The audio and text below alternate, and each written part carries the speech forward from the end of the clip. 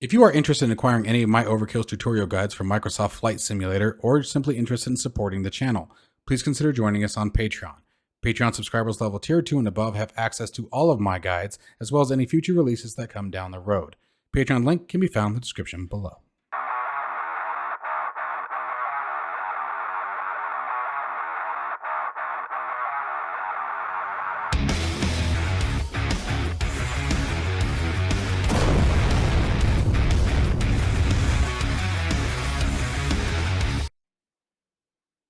Hello everybody and welcome back to another episode of Microsoft Flight Simulator News and Updates. We have a bunch of information to talk about today. We have some changes coming to the FlightSim.to website, an FS Academy change, a 787-9 coming, the new Thrustmaster hardware, and a bunch more. So let's go ahead and jump right into it. The first thing that we're going to talk about that I'd like to bring to you guys' attention is this guy. Many of you have been waiting for this, and that is the Overkill's Cessna Citation Longitude Guide update. We got version 2.0 here. I've just made the last changes. I'm going to be doing a final test flight with the document tonight, making sure everything goes well. I've had some odd issues that I've been battling being on Sim Update 13 beta or whatever. 14 beta? 13 beta. I don't know which one we're on. Whatever beta we're on now. But I think I've just about got everything all polished out, so I'm pretty happy with it. We've got plenty of changes, all with the new avionics suites updates, some performance number changes, new ways of acquiring those performance changes. As always, with all of my guides, you guys, they are all available on Patreon. That really does help me out a ton. If you guys are interested in supporting the channel, I cannot speak to words what it has made possible that never would have been had it not been for the Patreon subscribers as well as you YouTube viewers. Definitely a combination of forces there that make everything we do possible here. These guides are, as I have stated multiple times, they are a full cold and dark shutdown from destination to departure to full cold and dark shutdown at the destination. So they are all being updated. This is the Longitude guide as I've shown you guys. The next one will be the TBM 930 guide. And then we're going to be going through the 747 and 787 guides and updating them, as well as they have also received some significant performance changes. There's also a really big surprise that I have for you as soon as a certain aircraft releases. But I do have another guide that is in the works right now that you guys are definitely going to want. It is going to be a very popular aircraft. I already have access to it. Thank the powers that be, and thank you very much for letting me have it. When the time comes, you'll know who I'm talking about, but I have another guide that is in the works right now for an aircraft that has yet to be released. But again, you guys are going to be very, very happy with that one when it comes out. So let's go ahead and continue on with the rest of the news. I did just want to let you guys know where we were at as far as the Patreon guides. Let's continue on. FlightSim.to is bringing some pretty significant changes to their website. One of those things now being what they are calling as collections. Collections are essentially a bunch of mods and add-ons, utilities. It could be anything of the above that can be grouped together with 6 items or more. So 6 mods or 6 add-ons or more to create a package. Now, these packages can be created by you users, but I believe that if I read everything correctly, final call still sort of goes back to the owners of the operators of FlightSim.to. However, you can also submit edits and things like that to certain packages.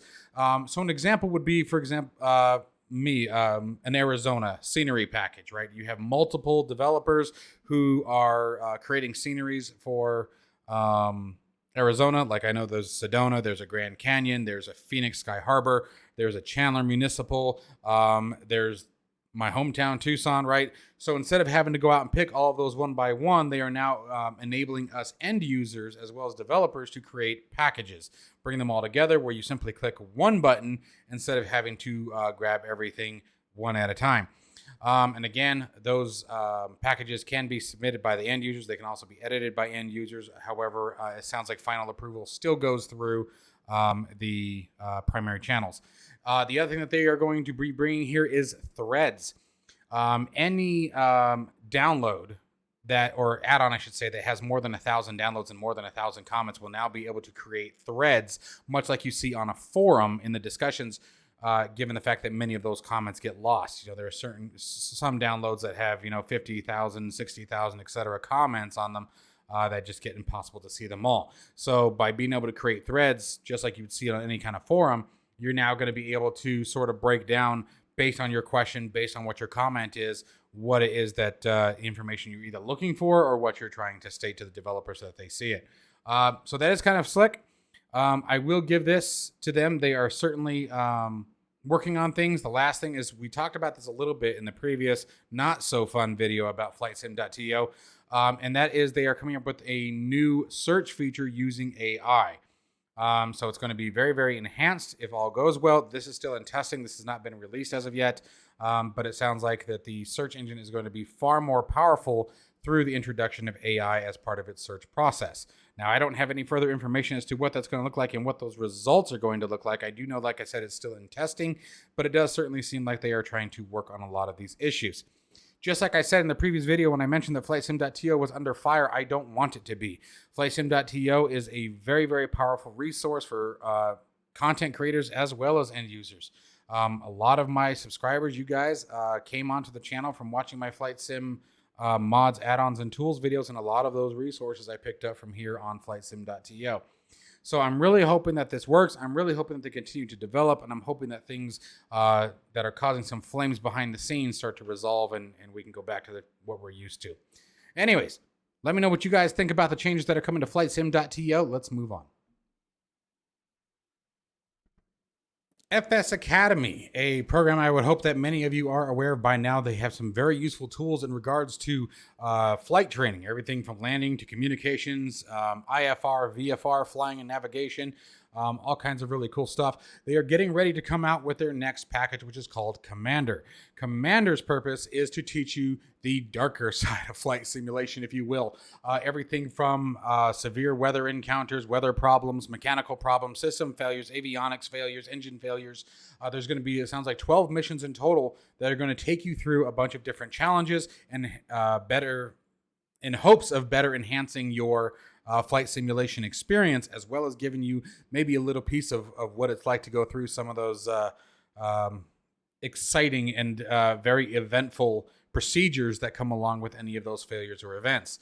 This is definitely something that I am very interested in. We don't see a lot of this in flight simulation as of yet, as far as the random failures and things like that, but more on the lines of how to handle them, what the procedures are, what your flow should look like in any kind of aircraft. I mean, any kind of aircraft, your flow of operation is going to be probably fairly similar. Obviously, those procedures are going to be different based on the cockpit and the type of aircraft, but your process of your analytical process, right? Your discovery, your information gathering, and then, taking action based on the information that's been provided to you on those situations. I think this is going to be a really cool experience. I'm really excited to see what this one's going to bring. This will definitely be something that I will pick up.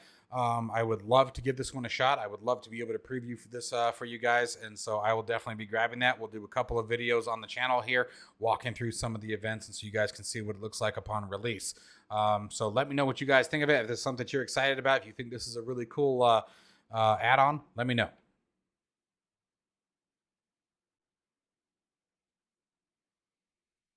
AnyBuilds comes out with their final summer surprise item, and that is Honolulu International Airport. They have done an absolutely astounding job with this one. The texture and the attention to detail that was put into this particular airport is definitely superb. I mean, most of their work is absolutely on par to begin with anyway. But they really went above and beyond with this one. Everything from the signs to the tarmacs to the ramps to the vehicles to the night lighting, the details, the static objects. I mean, they've really hit it out of the park here.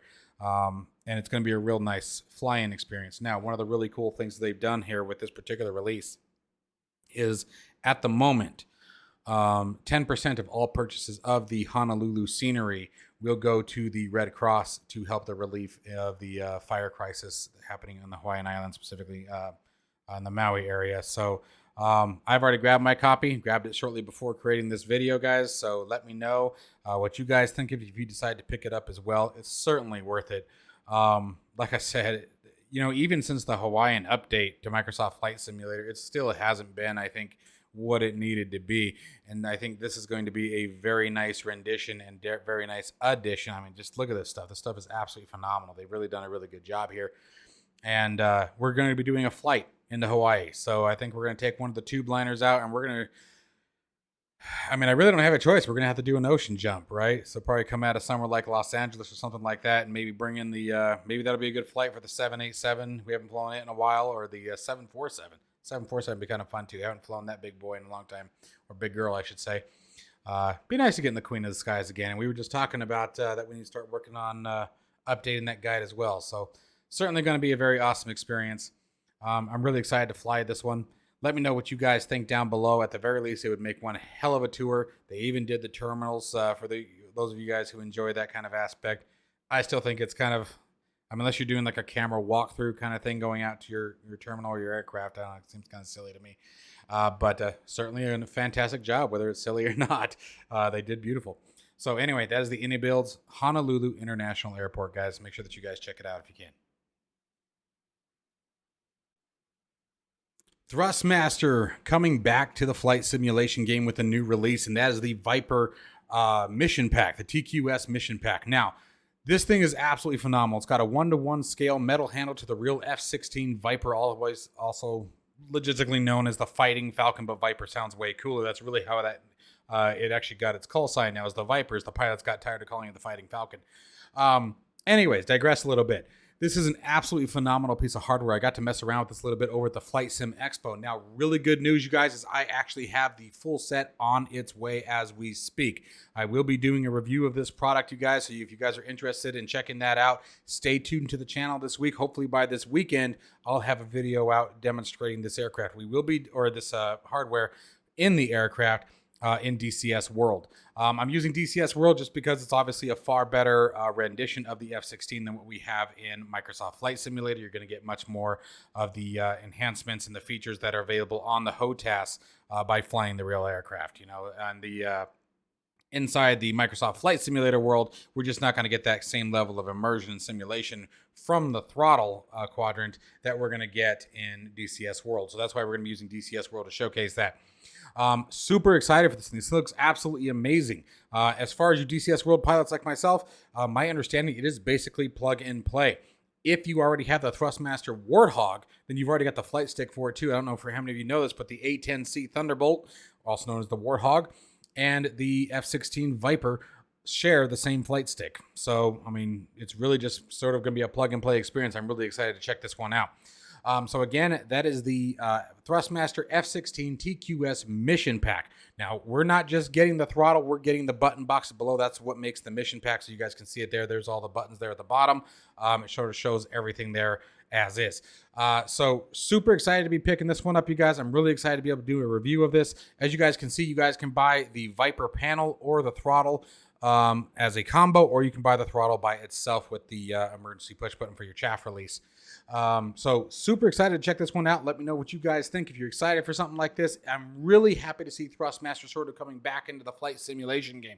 It's been a minute since they've given us a big release. So definitely nice to see their name coming back into flight simulation. I still absolutely love all of my Virpil products. I love my Thrustmaster products. My motion simulator, I don't know if you guys can see it. Let's see here. There it is right over there. Is it's all Thrustmaster. And then the big cockpit is primarily all Virpil. So I love them both. I definitely have nothing bad to say about Thrustmaster either. So it's, again, very, very nice. I'm very happy to see them coming back into the game. The more competition, the better, you guys. So anyways, moving on. Fenix is looking for open beta testers. If you guys are interested, head on over to their website. There will also be a link down in the description below if you're interested in becoming a beta tester for Fenix. They're looking for beta testers for their version 2 update for the Fenix A320. So if you guys are interested in doing that, again, there will be a link to that down in the description below, and it will walk you through the steps on how to become an open beta tester. It's not an all come, all serve. Obviously, it's going to be a selection process. There's going to be a vetting process. But if that's something you guys are interested in, the information will be down below. Ryzen Simulations has announced a 787-9 in production. Now, there's going to be some stipulations you want to be aware right out of the gate. First off, the premium deluxe version is still a requirement, as the default 787 has to be available. Now, it will have a completely independent flight model, so it will not use the default flight model from the 787.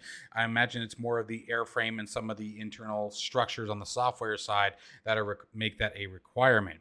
It will also have its own EFB thanks to AAU2 and the other avionics updates to the simulator. So that is a nice, obviously, welcome example there, or extra feature there, excuse me. Now, the other really cool thing about the 787-9 is with a range of almost 7,600 miles, we can go just about anywhere with it. So it's definitely got the long haul engines on top of it, which definitely are going to enhance the different places that you can go. Now, me personally, I tend to avoid the really long hauls because once you get up to cruise, I kind of get bored. But I know that there's a ton of you guys out there who love doing the puddle jumps and going the transatlantic route. And hats off to you, because, man, I don't know how you guys ride that out for that long. But this is definitely going to be an aircraft that's going to be very nice to have. The Kuro 787 is absolutely amazing. One of the things that is going to make the 787 update guide that I have a little bit more challenging is I think I'm going to rewrite it based around the Kuro 787, because the enhancements there, and no offense to Heavy Division, they did an amazing job. It was absolutely a definite need of the work that they did with the 787-10. But the Kuro 787-8 tends to be a bit more refined, and we can expect the same behavior from the Horizon simulations as well. Now, we don't have any kind of release date yet, but one of the things that I really appreciated in their statements is that they don't want to give a release date, because one of the things they really want to avoid is overpromising and underdeveloping, and I can absolutely respect that. I'd much rather hear "we don't know" than hear an expectation date and either A, have a project rush out that's incomplete and not ready for my hands, or B, have that delivery just be missed altogether and have your hype and build up all up for nothing. So cross your fingers that hopefully everything comes together very, very smoothly, but until we know more, stay tuned to the channel. All right, my friends, as always, stay safe and healthy. That's going to wrap up today's episode of news updates for Microsoft Flight Simulator. So I will see you guys in the next one. Take care of yourselves.